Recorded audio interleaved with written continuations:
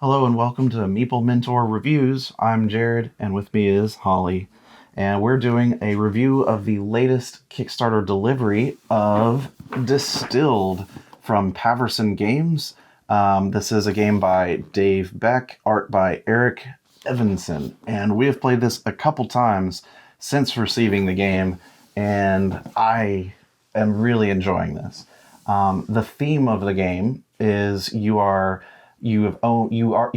a distillery from your family, and you're trying to get it up and running and successful. And so you are able to collect upgrades for your distillery, whether that be equipment or people. You are able to gather ingredients, the various types of sugars you need, as well as yeast and water and special bottles and special barrels and things like that. All this type of stuff that you need to make spirits. By default, you can make moonshine, vodka, and whatever your signature recipe is.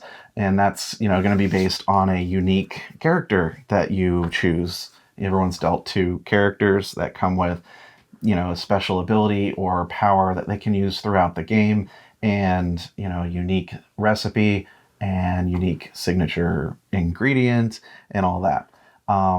But, throughout the game, there's 7 rounds. You're trying to collect all this stuff. And then every round you have the opportunity to make a spirit and try to collect the label tokens for, completing them.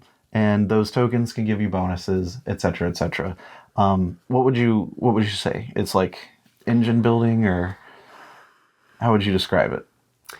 Definitely has some engine building components. Definitely resource collection. Mm-hmm.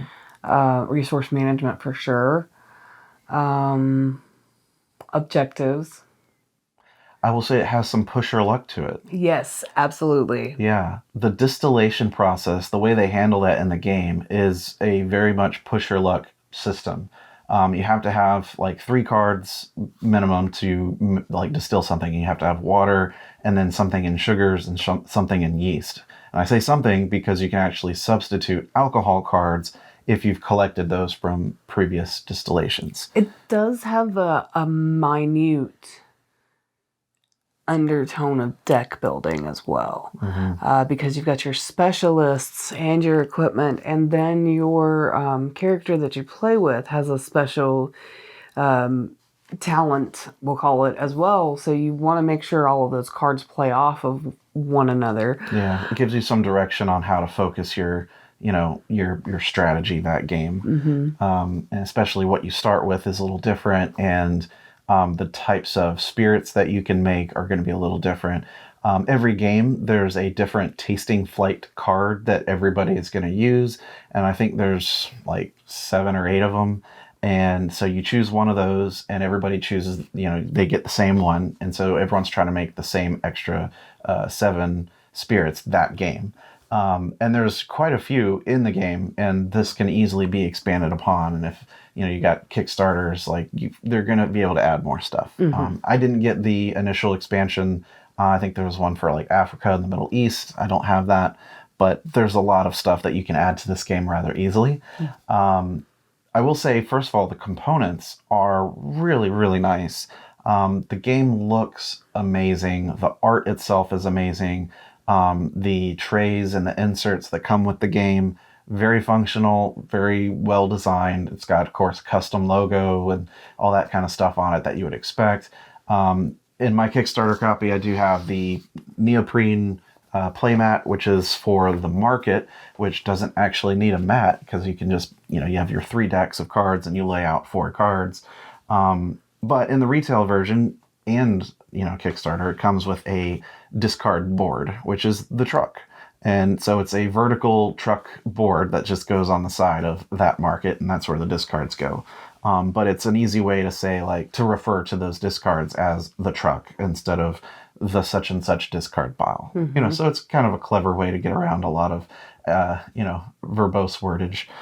Yeah. The other main board that people share is the shelf board, where you track your victory points, and it looks like glasses of, mostly empty glasses, I guess, on a shelf above the bar, and they're numbered 1 to 50. And so, you move your points along that.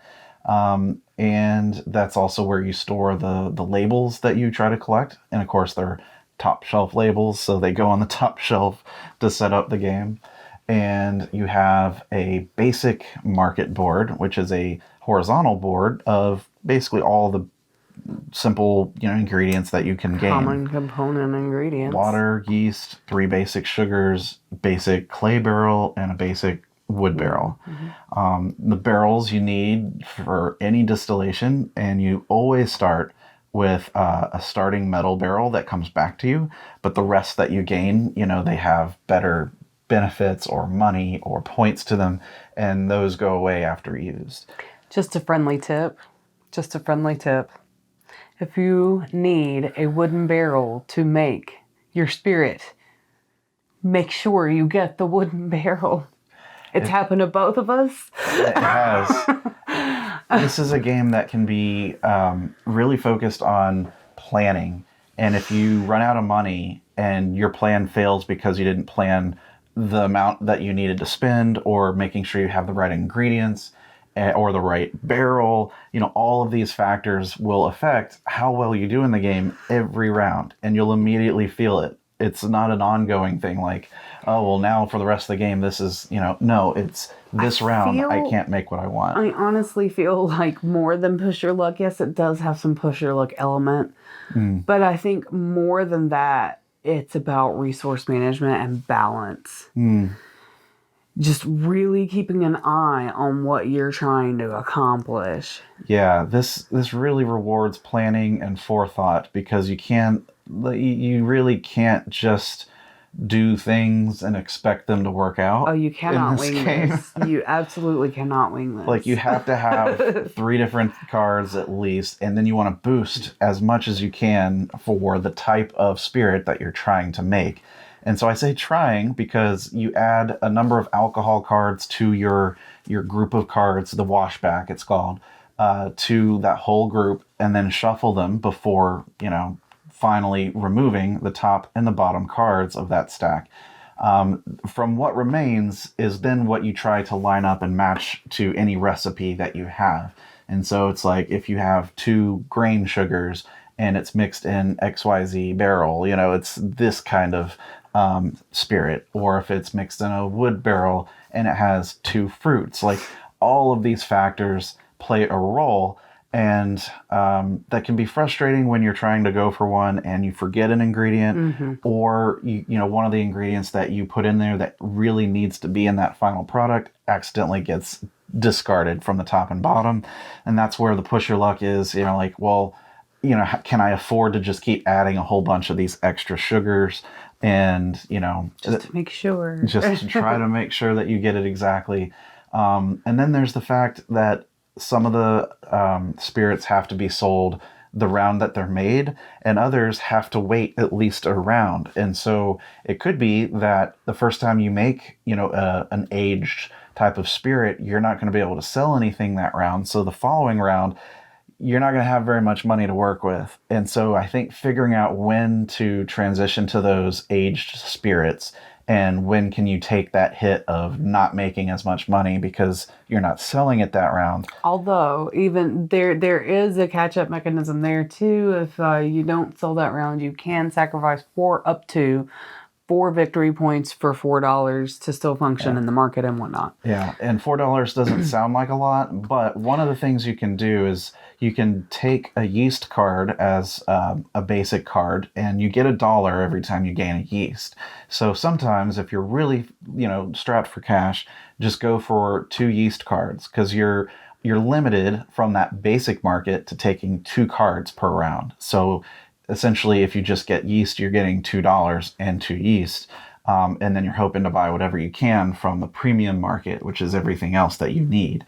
And so everything that comes out, you absolutely need, you absolutely want, but you can't ever afford. Right. And that's the biggest frustration and why I would say I pretty much agree that this is more of a resource management, where money is probably your tightest resource.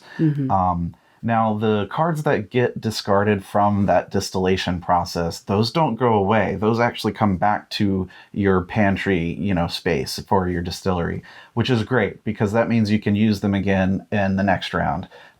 which is the only way to get alcohol cards that you can choose to use, in place of the yeast and in place of sugar. At the very basic, like I was saying, moonshine and vodka are what you can make, without purchasing any recipes, because yes, you also have to purchase recipes. But if you basically make anything with sugar and use your starting metal barrel, it becomes a vodka. But if you make something and there's no sugar in your starting barrel, it's a moonshine. And so you get, different amounts of money and maybe 1 or 2 points, depending on which one it is.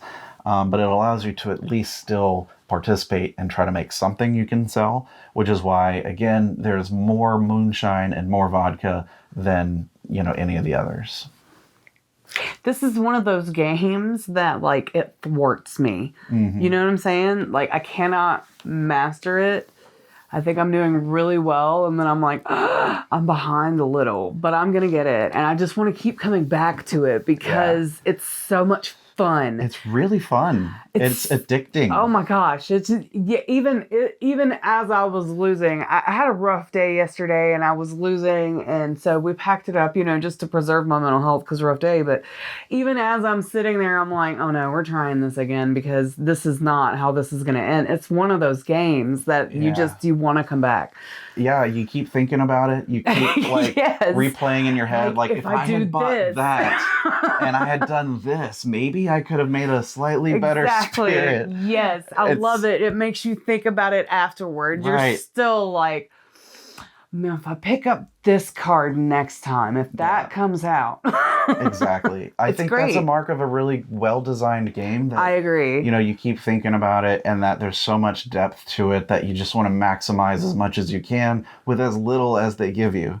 And it's excellent. Yeah. And it's just fun.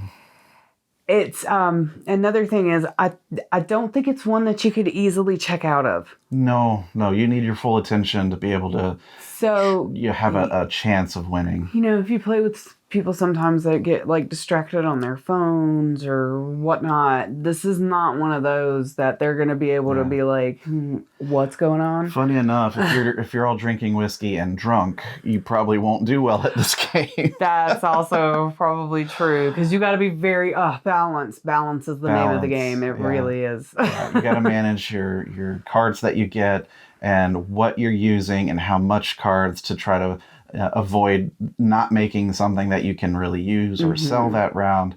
And then there's only so many tokens that can be out there. So once everyone's going for the same recipe, you're like, well, if they're going for that recipe, I need to go for that recipe because then, next round it's not going to be there. And then before you know it, it's round 7 and you've only aged something 2 years and you're like, no. It goes by kind of fast, it but does. It doesn't feel like that tells you, though, that it's a really good game.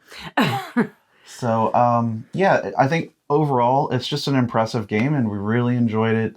Component quality is there, art's there, fun factor is there. That's Distilled. I really recommend it. If what we described of that gameplay sounds good to you, I think you will really like it. But it's not one that you can just break out and not really think too hard about. You will need to focus a lot. Definitely. That's a caveat, but I think, for what it is, this is a really, really nice, well-designed, well thought out game and a lot of fun. So I really can't wait to play it again. For sure. Final thoughts? I also have a thing about art, great art, great gameplay. It's all there. It's good. It's good stuff. It's for 1 to 5 players. So there is a solo mode. Is it really? Yeah, there is a solo mode and 5 players can do it. I'm going to be working on a tutorial for the game. So, in the next couple months here, look for a tutorial from me on Distilled because I just really like the game and would love more people to play it.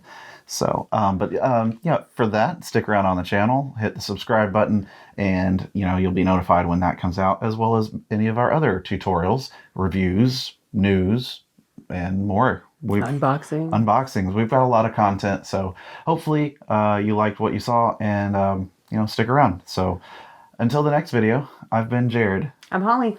Bye-bye.